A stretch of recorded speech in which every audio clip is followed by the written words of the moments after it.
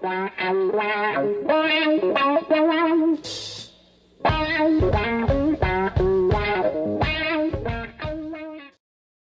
right, MBL, welcome back to the Extra Point Podcast, episode number 20.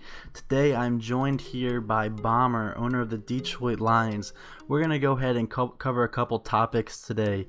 We're going to talk about the Redskins, the Texans, possible bounty gate, and we're going to talk about one of the best, if not the best, division rivalries between Wildcats and one and only. Bomber, why don't you start it off for me? Tell me about the Redskins. They've been surging recently, but is it too late? Yeah, the Redskins currently right now are a bubble team. They're sitting at 7-6, and they need a lot of things to happen for them to get into the playoffs this year. They've won 3 of their last 4 games, and that's a great start. Gavin Dennis has been great. He's been 8 touchdowns, 3 interceptions, and posted a QBR over 100 in 3 of the last 4 wins. Now, what they need to do to finish this season is just close out great. They need to step up their rushing game. They need to stop the rushing game, and they need a little bit of luck from the Vikings. Now, here's the tricky part. The Vikings need to lose 2 of the next 3 games, and the Redskins need to win out. The Vikings play the Seahawks, the Jets, and the Bears. So we need the Jets to step up. Delvar needs to go ahead and get a W for the Redskins, and Justin has to do what he's been doing, and the Seahawks need to get a W for the Redskins to have a shot and make the postseason. And remind you that the owner at the beginning of the season said they would win the division, so the fan base would not be happy if the team failed to make the playoffs this season. Yeah, you definitely said about the Redskins. They promised the division, doesn't look like it's going to happen. Well, obviously it's not going to happen, but playoffs doesn't even look like it's going to happen. So I want to turn it over, and while we have a little bleak note about the Redskins there, I want to talk about one of the teams that I think is really surging, and that's Houston Texans and Cuba.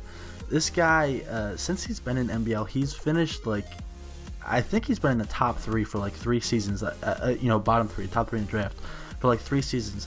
And this guy, he's drafted well, though. He's really turned this team around. Right now, he's sitting at 6-7. Now, if it wasn't for Train and his surging Titans, Cuba would really have a shot to take the division this year. But even with that being said, he has a legitimate chance to make the playoffs. Like I said, he's 6-7 right now.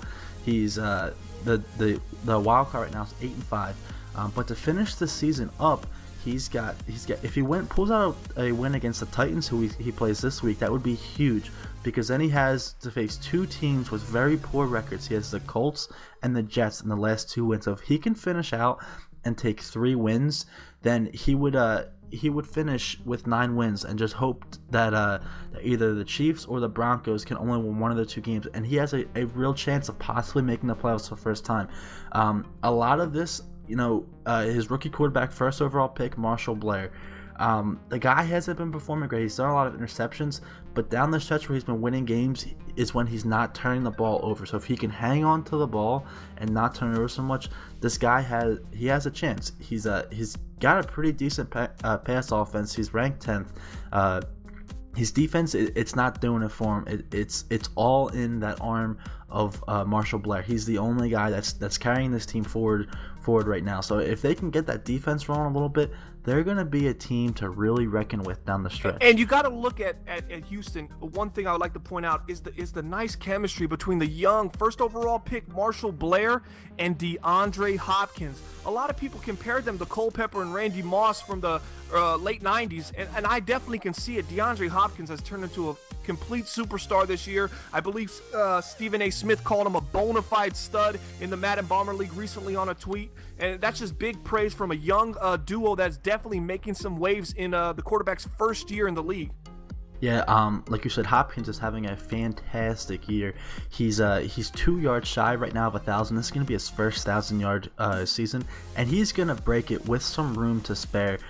He's got 6 touchdowns on the year. The guy has been playing great. He's someone that Blair Marshall is looking for. He loves this guy. He's going to keep going to it, and it's going to be great. It's not going to stop. So let me turn it over to now. This is a topic that kind of hurts here personally, and I think you have a little bit of inside information, and let's just call it the MBL Bounty Gate. Tell me a little bit about that. Okay, right now we got some major media outlets reporting some very things that really hurt the credibility of the Eagles owner, especially in the front office area. Might hurt the team's future in the Madden Bomber League. right now you had the 11-2 Giants last week face off against the 5-8 Eagles, and these people have a historic rivalry. The Eagles have won a division. The Giants just clinched their back-to-back division last week. But TMZ says that they have a recorded tape of the Eagles owners repeating, and I quote, they couldn't make out the beginning, injuring that quarterback, the teddy bear. We must assume that means Teddy Bridgewater, who did go down with a season-ending injury with a dislocated ankle, and the team reported that he's going to be out and miss the entire postseason. This was an MVP candidate and potential guy that could bring a Super Bowl trophy back to the New York Football Giants, and this is huge. This is huge news coming out, and we're just waiting for TMZ to release that tape so we can go ahead and confirm that it was the Eagles owner who said this, and then penalties will be sent down from the league, and this is just huge news right now. Yeah, and as being the owner of the Giants, I have one thing to say. I urge any MBL officials listening to this podcast right now, please take a look into this. This was something planned and should not be accepted in the future. The bounty gate of Teddy Bridgewater, it's just, they didn't like the way he was getting paid. They didn't like the way he was playing. And you know what? I believe I heard the Eagles owner a couple times saying we're playing for moral victories right now. That's all they were playing for, was hurting Teddy. And you have to assume that these moral victories that they play for, with Fletcher Cox, did he receive any kind of pay? Was there any kind of incentive that he got for that big hit he laid on Teddy Bridgewater that some even compared to that Lawrence Taylor hit on the Redskins in the 80s? I mean, it's really been a controversy thus far, and with TMZ releasing that they have this quote-unquote recorded tape of the Eagles owner October saying these things, it really does create for some great headlines around the world, but not necessarily so great for the Madden Bomber League. Yeah, like I said, I'm looking forward to the reports coming out when we could finally wrap this thing up and prove that this Eagles team is getting fined for something. But let's move it over now to what I think, and I think a lot of people in this league agree with me, is the best division matchup in the NBL right now, and that is the Carolina Panthers and the Atlanta Falcons, one and only, and Wildcats. These guys are both great owners. They've drafted very well. They know how to put together a team, and those two teams are competing at the top every single year. And right now, we have a Week 15 matchup against them. Both teams are sitting at 11-2. One and only has won this division 3 times in a row. He's been dominating the division. But the question is it the Panthers' time to win? And truthfully, I don't know. It's going to be tough. Panthers have been playing great. They've been playing very good offense, but they have one weakness, and that is their passing defense. They are getting shredded on defense. They're 5th in points allowed, 6th in rushing yards. They're dominant there, but what it is passing. They're 25th in passing yards allowed. They are getting shredded. And I'm sure a lot of you guys have seen it, but do you know who's been really hot recently? Matt Ryan. The dude is killing it. He's fire. I believe my numbers might be off here, but I think he's posted like 19 touchdowns to 6 interceptions or something in the last 7 games.